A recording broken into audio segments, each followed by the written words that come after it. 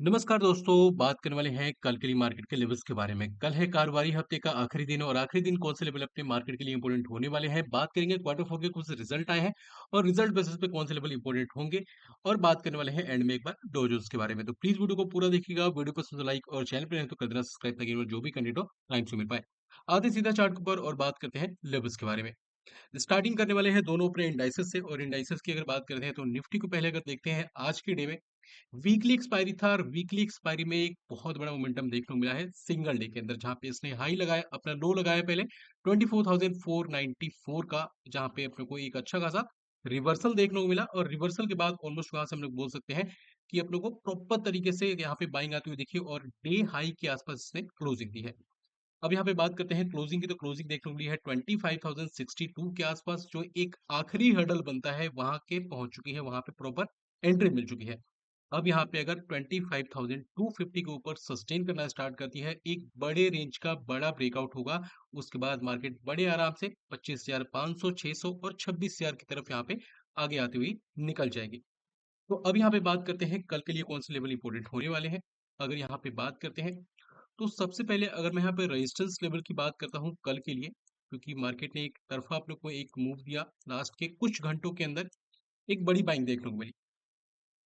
तो अगर यहाँ पे हम आते हैं और इसके ओरिजिन को फाइंड करें तो ओरिजिन जो अपने पास निकल के आता है कल के लिए, जो इस सप्लाई जोन का होने वाला है, वो ये लेवल निकल के आता है। बल्कि इसको हम लोग थोड़ा सा ऊपर भी कर सकते हैं इस तरीके से। ठीक है, यहाँ पे हमने ये मार्क कर दिया। तो कल के लिए जो रेजिस्टेंस का लेवल होगा वो अपना होगा 25,130 से लेकर 25,250 या फिर 230 का लेवल एक बड़ा रेजिस्टेंस साबित हो सकता है। इसके ऊपर एक बड़ी तेजी भी देखने को मिल सकती है, लेकिन अगर यहाँ से प्रॉफिट बुकिंग आती है तो अगेन अपने को बड़ा फॉल देखने को मिलना चाहिए, मतलब मार्केट में एक अच्छी खासी उछल को देखने को मिलना चाहिए, क्योंकि इससे पहले कोई सपोर्ट नजर नहीं आते हैं। तो कल के लिए एक बहुत बड़ा सपोर्ट साबित हो सकता है, जो कि रेंज होगा 24,680 से लेकर 490 या फिर 5,500 का लेवल, जो कि एक बढ़िया सपोर्ट होगा। अब आते हैं सीधा एक बार बैंक निफ्टी के चार्ट के ऊपर, क्योंकि यहाँ पे मुझे लगता है कुल कल कोई बड़ा मूव देखने को नहीं मिलना चाहिए। अगर मिलता है तो टेलीग्राम में अपडेट करेंगे। तो अगर आपने अभी तक हमारे टेलीग्राम चैनल को ज्वाइन नहीं किया है तो फटाफट जाइए वीडियो को डिस्क्रिप्शन बॉक्स में और जो लिंक है उसके साथ ज्वाइन करके चल सकते हैं। अब यहाँ पे क्या हमको देखने को मिला, सेम यहाँ पे बैंक निफ्टी में भी एक बड़ा मोमेंटम देखने को मिला, जहाँ पे इसने लो लगाया 54,442 का और यहाँ पे क्लोजिंग देखने को मिली है 55,355 के आसपास। अब बात करते हैं कल के लेवल्स के बारे में। अगर यहाँ पे बात करते हैं प्रॉपर, यहाँ पे एंट्री अपने को दोबारा से मिल चुकी है।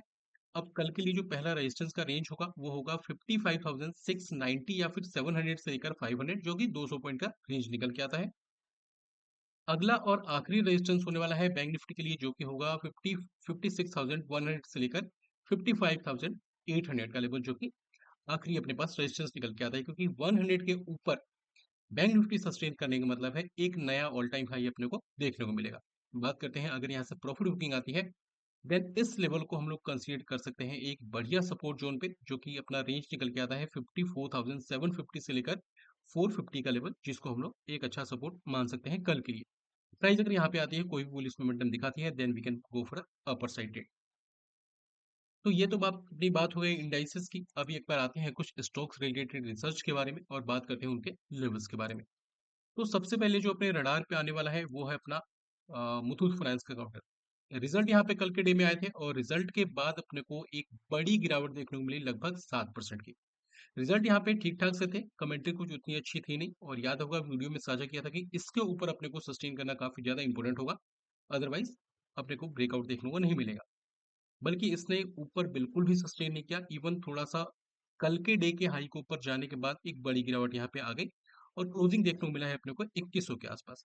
अब अपने पास ये एक सपोर्ट जोन है जिसका रेंज अगर यहाँ पे देखेंगे तो हाईलाइट होता हुआ दिख रहा होगा 2095 से लेकर 2055 के लेवल। इसके बीच में प्राइस अगर कल के डे में कोई भी बुलिश मोमेंटम दिखाती है लोअर टाइम फ्रेम पे, then we can go for upper side trade. एक अच्छा खासा रिकवरी भी यहाँ से देखने को मिल सकता है। अगर कोई भी रिकवरी के चांस नहीं दिखाते हैं, कोई पुलिस मोमेंटम देखने को नहीं मिलता लोअर टाइम फ्रेम पे, तो अपने को सिर्फ इग्नोर करके चलना है। अब यहाँ पे बात करने वाले हैं अगले स्टॉक के बारे में। अगला स्टॉक अपना होने वाला है डालमिया भारत का काउंटर। कल के डे में अगर यहाँ पे अपने को इस लेवल पे एंट्री मिल जाती है, जिसका रेंज हमने यहाँ पे मार्क किया हुआ है, जो कि होगा 2125 से लेकर 2090-2092 का लेवल। अगर एंट्री मिल जाती है, देन अगर अपने को थोड़ा-सा भी बेयरनेस का सिग्नल देखने को मिलते हैं, then we can plan some put adding here for intraday और मे बी पोजिशनर। यहाँ से अगर फॉल आता है तो एक अच्छा खासा अपने को थोड़ा प्रॉफिट बुकिंग देखने को मिलना चाहिए, तो ये एक अच्छा खासा हर्डल होगा, इसको कल के लिए रडार में रख के चल सकते हैं। अब यहाँ पे बात करने वाले हैं हीरो मोटो कॉर्प के बारे में। हीरो मोटोकॉर्प की बात करते हैं, आज एक बड़ी तेजी देखने को मिली, लगभग अपने को बोले तो 7% की अपने को तेजी देखने को मिली है इस मार्केट के अंदर। और साथ में मार्केट का भी एक अच्छा खासा मोमेंटम अपने को देखने को मिला, जहां पे मार्केट ने नीचे के लेवल से बड़ी रिकवरी दिखाई और इसने भी ऑटो सेक्टर को लीड किया। अब यहाँ पे क्लोजिंग की बात करते हैं, तो क्लोजिंग देखने को मिली है 2325 4325 के आसपास। एक बात करें, एक बड़े हडल के आसपास पहुंच चुका है।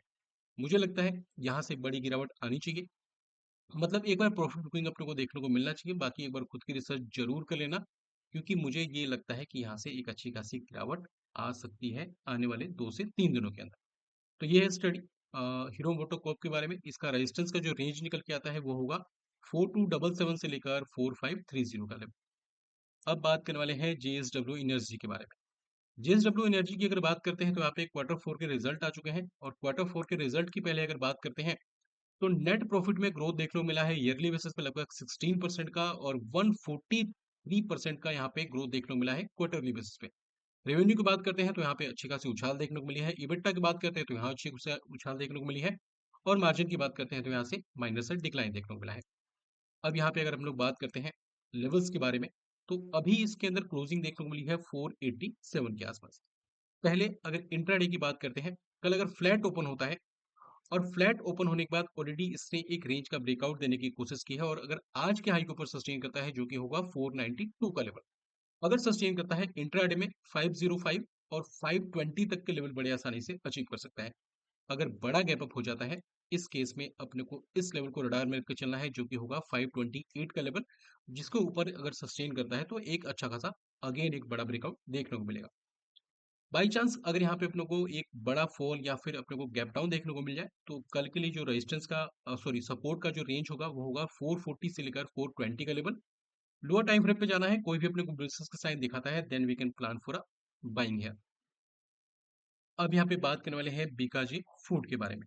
बात करें इसके बारे में, उससे पहले छोटा सा डिस्क्लेमर होगा। इस वीडियो को देखने के बाद अगर आप कुछ भी बाइंग या फिर सेलिंग करने की प्लानिंग कर रहे हैं, एक बार खुद की रिसर्च जरूर कर लें, क्योंकि वीडियो में बताया गया जो भी लेवल से मेरी खुद की स्टडी है, और अपने स्टडी के बेस में किसी को भी किसी पर्टिकुलर ट्रेड के अंदर बाय या फिर सेल की सलाह नहीं देता हूँ। तो बेटर होगा खुद की रिसर्च करें, अपने रिस्क को कैलकुलेट करें, और अगर आपको ऐसा लगता है किसी भी पर्टिकुलर ट्रेड के अंदर स्टॉप लॉस होने से बड़ा कैपिटल वाइप आउट हो सकता है, तो उसको जितना ज्यादा हो सके इग्नोर करके चलें। अब यहाँ पे बात करने वाले हैं इसके रिजल्ट के बारे में। अब इनके रिजल्ट आए हैं, और अगर रिजल्ट की बात करते हैं, तो यहाँ पे इनके नेट प्रॉफिट में ईयरली बेसिस पे लगभग 61% का डिक्लाइन देखने को मिला है। 56% का ग्रोथ देखने को मिला है क्वार्टरली बेसिस पे। रेवेन्यू की बात करते हैं, तो यहाँ पे डिक्लाइन है हर एक कैटेगरी में। इबिटा की बात करते हैं, तो यहाँ पे ईयरली में डिक्लाइन और क्वार्टरली में यहाँ पे ग्रोथ है। और मार्जिन की बात करते हैं, तो यहाँ से बड़ी गिरावट देखने को मिली है मार्जिन में। अब बात करते हैं यहाँ पे लेवल्स की। आज की क्लोजिंग देखने को मिली है 713 के आसपास। एक लेवल अपने को मार्क करके चलना है, क्योंकि आज इसने एक रेंज का ब्रेकआउट देने की कोशिश की थी। अगर यहाँ पे सस्टेन करता है आज के हाई के ऊपर, और आज का हाई यहाँ पे हाईलाइट होता हुआ दिख रहा होगा यहाँ पे 717 का लेवल, इसको अगर सस्टेन करने पे हमें को जो टारगेट देखने को मिलना चाहिए 730, 750, और उसके बाद हम लोग देखेंगे लगभग 775 तक के ऊपर के लेवल देखने को मिल जाएंगे। बा- अब यहाँ पे बात करने वाले हैं अगले स्टॉक के बारे में। नाम निकल के आता है मुक्का प्रोटीन्स का। अब यहाँ पे देखें तो एक छोटा स्टॉक है, लेकिन काफी चर्चाओं में रहता है ये स्टॉक। इसके रिजल्ट आए हैं, और अगर रिजल्ट की बात करते हैं, तो रिजल्ट यहाँ पे बड़े खराब देखने को मिले हैं यहाँ पे। नेट प्रॉफिट की बात करते हैं, तो यहाँ पे ईयरली बेसिस पे लगभग 13% का डिक्लाइन है, 48% का डिक्लाइन है क्वार्टरली बेसिस पे। रेवेन्यू की बात करते हैं, तो यहाँ पे अपने को ईयरली बेसिस पे अच्छी खासी ग्रोथ है, क्वार्टरली बेसिस पे और भी अच्छी खासी ग्रोथ है। बात करते हैं यहाँ पे इबिटा की, तो यहाँ पे डिक्लाइन देखने को मिला हर एक कैटेगरी में। अब मार्जिन की बात करते हैं, तो यहाँ से बड़ी गिरावट देखने को मिली है। अब रिजल्ट को हम लोग थोड़ा सा पॉजिटिव कम और नेगेटिव थोड़ा सा हम लोग ज्यादा इसको बोल सकते हैं। स्टॉक की अगर बात करते हैं, तो ऑलरेडी ऑल टाइम लो के आसपास ट्रेड करता हुआ दिख रहा है, जहां पे इसने ऑल टाइम लो को भी ब्रेक कर दिया था। अगर इस केस में अगर कोई बड़ा गैप डाउन हो भी जाता है, तो यहाँ पे जब ये 28 के लेवल को ब्रेक करना स्टार्ट करेगा, तब मुझे लगता है कि यहाँ पे गिरावट और भी ज्यादा बढ़ती हुई नजर आएगी, चिंताएं और भी ज्यादा बढ़ती नजर आएंगी। अभी इसने ब्रेक कर दिया था लेकिन सस्टेन नहीं कर पाया, तो हम लोग मान सकते हैं कि इसने रिसेंट जो भी इसके लो थे ऑल टाइम लो के, उसको रिस्पेक्ट करता हुआ नजर आ रहा है। यहाँ पे ऑलरेडी अगर देखें चार्ट पे, तो ये सारे लेवल काफी बार टेस्टेड हो चुके हैं। एक बार अगर इसने मोमेंटम पकड़ा तो इसके अंदर एक बड़ी तेजी भी आ सकती है। तो सबसे पहले एक बड़ी ग्रीन कैंडल बनने का वेट करते हैं, उसके बाद इसके अंदर एक अच्छा खासा मोमेंटम देखने को वेट करेंगे। तो अभी के लिए एक बड़ा रेजिस्टेंस साबित हो सकता है, जो कि होगा 35 का लेवल। 35 के ऊपर क्लोजिंग मिलने पे और उसके बाद कंसोलिडेट करने पे यहाँ पे मुझे ऐसा लगेगा कि यहाँ पे बाइंग आती हुई दिख रही है। अब यहाँ पे बात करने वाले हैं एनसीसी के बारे में। एनसीसी की बात करते हैं तो चार्ट ने ये इंडिकेट कर दिया है कि यहाँ पे एक बड़े रेंज का बड़ा ब्रेकआउट हो चुका है। इसमें अब आ चुका है रिजल्ट। अब रिजल्ट क्या बोलते हैं? अगर यहाँ पे देखते हैं इसके प्रॉफिट के अंदर, तो लगभग 6% की यहाँ पे ग्रोथ देखने को मिली है ईयरली बेसिस पे। क्वार्टरली बेसिस पे लगभग 31% की। रेवेन्यू में यहाँ पे डिक्लाइन देखने को मिला है ईयरली बेसिस पे, और क्वार्टरली बेसिस पे लगभग 14% का ग्रोथ देखने को मिला है। इबिटा में देखें अच्छी खासी ग्रोथ है, और मार्जिन में देखें तो यहाँ पे ग्रोथ देखने को मिली है। अब यहाँ पे देखते हैं इसके रेंज का ब्रेकआउट हो चुका है। एक सपोर्ट का रेंज होगा जो कि होगा 216 से 201 का लेवल। क्लोजिंग देखने को मिली है 229 के आसपास। मुझे लगता है अगर यहाँ पे सही तरीके से परफॉर्म करता है तो यहाँ पे 235-38 का पहला टारगेट होगा, 245 का दूसरा टारगेट, और हो सकता है 250 से 260 के तीन टारगेट अचीव कर सकता है यस। तो अब यहाँ पे बात करने वाले हैं क्रॉम्पटन के बारे में। क्रॉम्पटन की अगर बात करते हैं तो यहाँ पे इसके नतीजे आए हैं, और अगर नतीजों की बात करते हैं तो यहाँ पे इनके प्रॉफिट में लगभग 54% का ग्रोथ देखने को मिला है क्वार्टरली बेसिस पे, और यहाँ पे 10% का ग्रोथ देखने को मिला है इनके ईयरली बेसिस पे। रेवेन्यू में यहाँ पे ठीक ठाक से उछाल देखने को मिली है, इबिटा में भी उछाल देखने को मिली है, और मार्जिन में यहाँ पे देखें तो यहाँ पे भी अच्छी खासी उछाल देखने को मिली है। स्टॉक अपने अच्छी खासे लो के आसपास ट्रेड करता हुआ दिख रहा है। मंथली पे आते हैं, मुझे लगता है कि इन्वेस्टमेंट के लिए परफेक्ट प्लान होगा अगर किसी चांस से अपने को इस रेंज में एंट्री मिल जाती है, जो यहाँ पे हाईलाइट होते हुए दिख रहे होंगे, जो कि रेंज होगा 295 से लेकर 260 का लेवल। अभी ट्रेड करता हुआ दिख रहा है 327 के आसपास। अब यहाँ पे बात करते हैं, अगर यहाँ पे इसको ब्रेकआउट की तरफ जाना है तो अभी के लिए काफी बड़ा हर्डल साबित हो सकता है 368 का लेवल। इसके ऊपर सस्टेन करने पे एक बड़े रेंज का बड़ा ब्रेकआउट होगा। बाई चांस कोई अगर अपने को मौका मिलता है, नीचे अगर कोई गैप डाउन ओपन हो जाता है, क्योंकि अगर ब्रोकर्स ने कुछ ऐसी नेगेटिव कमेंट्री की हो, या फिर इनके मैनेजमेंट ने कुछ ऐसी कमेंट्री की हो जो कि मार्केट को ना पसंद आए और अपने को कल गैप डाउन देखने को मिल जाए, देन ये एक अच्छा खासा अपॉर्चुनिटी होगा अपने को ग्रैब करने के लिए with stop loss of 260 for a long term investment.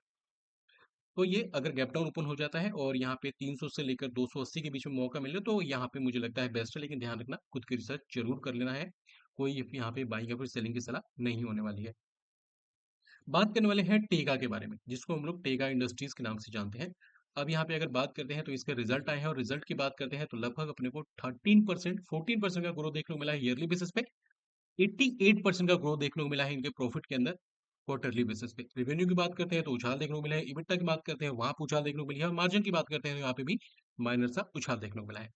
अब यहाँ पे बात करते हैं क्लोजिंग की। क्लोजिंग देखने को मिली है 509 के आसपास। एक लेवल हमने मार्क किया है जो कि होगा 1540 का लेवल। 1540 के ऊपर सस्टेन करने का मतलब है 1600 का पहला टारगेट होगा, 1645 1650 का दूसरा टारगेट, और उसके बाद देखेंगे 1720 की तरफ निकलता हुआ दिख जाएगा। लेकिन यहाँ पे काफी ज्यादा इंपॉर्टेंट है 1540 के ऊपर सस्टेन करना। अब यहाँ पे बात करने वाले हैं आईवीपी के बारे में। ठीक है, अब यहाँ पे केमिकल सेक्टर से आता है, इसके रिजल्ट आए हैं, और रिजल्ट की बात करते हैं तो क्वार्टरली बेसिस पे लगभग 102% की उछाल देखने को मिली है, 19% की अपने को गिरावट देखने को मिली है इनके प्रॉफिट में ईयरली बेसिस पे। मार्जिन में देखें तो यहाँ पे गिरावट गिरावट देखने को मिली है। छोटा स्टॉक है। अगर यहाँ पे बात करें तो इसने प्रीवियस डे में इसने एक बड़ी रेंज को ब्रेकआउट किया था। तो यहाँ पे देखिए अगर कोई गैप डाउन देखने को मिलता है और यहाँ पे अपने को मौका मिलता है 175 176 से लेकर 168 के आसपास, तो मुझे लगता है कि 155 के क्लोजिंग बेसिस स्टॉप लॉस के साथ में हम लोग यहाँ पे प्लान कर सकते हैं, और जो थोड़ा रिस्क ले सकते हैं 144 145 का स्टॉप लॉस होगा, प्लान कर सकते हैं। अच्छा खासा रिवर्सल यहाँ पे देखने को मिलना चाहिए, लेकिन कंफर्मेशन के साथ में जाना है। लोअर टाइम फ्रेम पे कोई बुलिशंस दिखाए बाय कीजिए, अदरवाइज इग्नोर करके चलिए। पीएसयू बैंक से एक स्टॉक आ चुका है, साउथ इंडिया बैंक। छोटा बैंक है लेकिन यहाँ पे बड़ा धमाका कर सकता है आने वाले टाइम में। रिजल्ट आ चुके हैं। रिजल्ट की बात करते हैं तो बड़े तोड़फोड़ इन्होंने रिजल्ट यहाँ पे पेश किया है, और रिजल्ट से पहले स्टॉक ने भी ये इंडिकेट कर दिया कि इसके अंदर एक बड़ी मोमेंटम आने वाली है। रिजल्ट इनका आया है, और यहाँ पे ईयरली बेसिस पे देखें तो एक बड़ी उछाल देखने को मिली है प्रॉफिट में, जहाँ पे इन्होंने लास्ट टाइम पोस्ट किया था 287 करोड़ का प्रॉफिट, और इस टाइम इन्होंने प्रॉफिट पोस्ट किया है 342 करोड़ का। यहाँ पे देखिए क्लोजिंग देखने को मिली है 27.75 के आसपास। एक बड़े रेंज का क्लोजिंग के साथ में ब्रेकआउट होना ये दर्शाता है कि आने वाले टाइम में ऊपर के रास्ते खुले हुए हैं। यहाँ पे बड़े रेंज का ब्रेकआउट हो चुका है। पहला अगर शॉर्ट टर्म के टारगेट की बात करते हैं तो वो निकल के आता है 28.70-75, या फिर बोल सकते हैं हम लोग 29 का लेवल। अगला टारगेट होगा 30 का, उसके बाद देखेंगे 31, और हो सकता है 33 के लेवल भी अचीव कर जाए। नंबर्स यहाँ पे सुनने में थोड़े से अपने को छोटे लग रहे होंगे क्योंकि ये स्टॉक ही छोटा है। परसेंटेज में कैलकुलेट करेंगे तो अपने को अच्छे खासे नंबर देखने को मिलेंगे। आईटीसी होटल की बात करेंगे, रिजल्ट आ चुके हैं और रिजल्ट के बाद अगर देखें तो किस तरीके से परफॉर्म कर सकता है। ईयरली बेसिस पे देखें तो लगभग लास्ट टाइम इन्होंने प्रॉफिट दर्ज किया था 216 करोड़ का, इस टाइम इन्होंने प्रॉफिट दर्ज किया है 256 करोड़ का। क्लोजिंग देखने को मिली है 201 के आसपास। एक लेवल मार्क करके चल रहा है जो कि होगा 209 का लेवल। 209 के ऊपर सस्टेन करने पे 212 215 का पहला टारगेट होगा।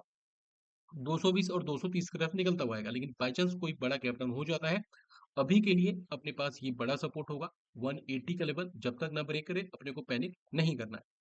बात करने वाले हैं कोचिन शिपयार्ड के बारे में। कोचिन शिपयार्ड याद होगा, यहाँ के आसपास मैंने बताया था, ये इस वाली कैंडल पे, इस वाली कैंडल या फिर इस वाली कैंडल ऐसी, हाँ, इन दोनों में से कोई एक कैंडल बताया था। उसके बाद लगातार यहाँ पे तेजी देखने को मिली है, टेलीग्राम के अंदर बताया था। तो अगर आपने अभी तक हमारे टेलीग्राम चैनल को ज्वाइन नहीं किया है, फटाफट जाइए वीडियो को डिस्क्रिप्शन बॉक्स में, और जो लिंक है उसके साथ आप लोग ज्वाइन करके चल सकते हैं, जहाँ पे जो भी रिसर्च होती है फ्री ऑफ कॉस्ट आपके साथ शेयर की जाती है।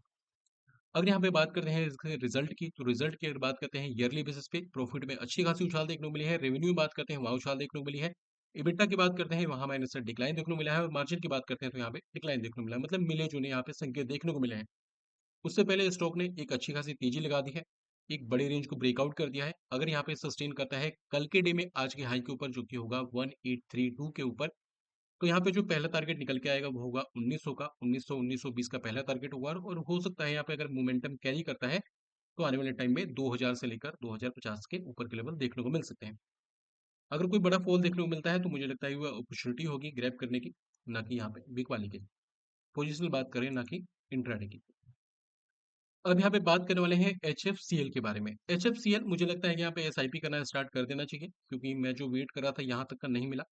जो लास्ट टाइम मैंने वीडियो शूट किया था तब भी बोला था कि ये ब्रेक डाउन दे रहा है, तो पहला टारगेट ये होगा। पहला टारगेट अचीव हो गया, लेकिन बाकी के टारगेट अचीव नहीं हो पाए। तो यहाँ पे देखेंगे स्टॉक ने अभी क्लोजिंग दी है 90.8 के आसपास। एक रेंज को इसने प्रॉपर तरीके से ब्रेकआउट किया है। मंथली पिक्चर पे आते हैं तो यहाँ पे देखें तो मुझे लगता है कि अगर कोई भी डिप देखने को मिलता है आने वाले टाइम में 67-70 के आसपास ऐड करके चलना चाहिए। स्टॉप लॉस यहाँ पे होगा 55 का क्लोजिंग बेसिस पे। टारगेट की बात करते हैं तो बड़े टारगेट निकल के आएंगे 112, 120, 140, 150, ऐसे टारगेट यहाँ पे निकल के आ सकते हैं। तो यहाँ पे इन्वेस्टमेंट प्लान करके चल सकते हैं, मतलब कुछ एसआईपी कर सकते हैं। मुझे लगता है कि शॉर्ट टर्म में तो एक बड़ा मोमेंटम आना चाहिए, लॉन्ग टर्म में अगर देखें तो और भी अच्छा खासा मोमेंटम देखने को मिल सकता है। अब यहाँ पे बात करने वाले हैं गोदरेज प्रॉपर्टीज के बारे में। उसके बारे में बात करें उससे पहले छोटी सी रिक्वेस्ट है, अगर आपने वीडियो को अभी तक देखा है और आपने कुछ सीखा है वीडियो से, तो प्लीज़ वीडियो को लाइक, और चैनल पर है तो कर देना सब्सक्राइब, ताकि हमें जो भी कंटेंट हो टाइम से मिल पाए। गोदरेज प्रॉपर्टीज की बात करते हैं, आज के डे में इसने हाई लगाया था 2160 का। यहाँ पे एक अपने को लेवल मार्क करके चलना है जो कि होगा 2060 का लेवल। बल्कि हो सकता है ट्रैप करने के लिए कुछ ऊपर नीचे कर जाए, लेकिन मुझे लगता है एक बड़ी रैली यहाँ पे आने वाली है गोदरेज प्रॉपर्टीज के अंदर। रडार में रख के चलेंगे, एक बड़ा मोमेंटम देखने को मिल सकता है। तो गोदरेज प्रॉपर्टीज को रडार में रख के चलिए। आज के डे में क्लोजिंग देखने को मिली है 2149 के आसपास। अगर यहाँ पे कल के डे में सस्टेन करना स्टार्ट करता है 2155 के ऊपर, एक और भी बड़ा ब्रेकआउट देखने को मिलेगा। बात करने वाले हैं इस वीडियो के आखिरी स्टॉक के बारे में, जो कि अपना होगा टाटा मोटर्स का काउंटर। अगेन इसने लोअर लेवल लगाने के बाद में इसने एक अगेन आज के डे में बहुत बड़ी बुलिश कैंडल बना दी है। कल के डे में या फिर आने वाले टाइम में अगर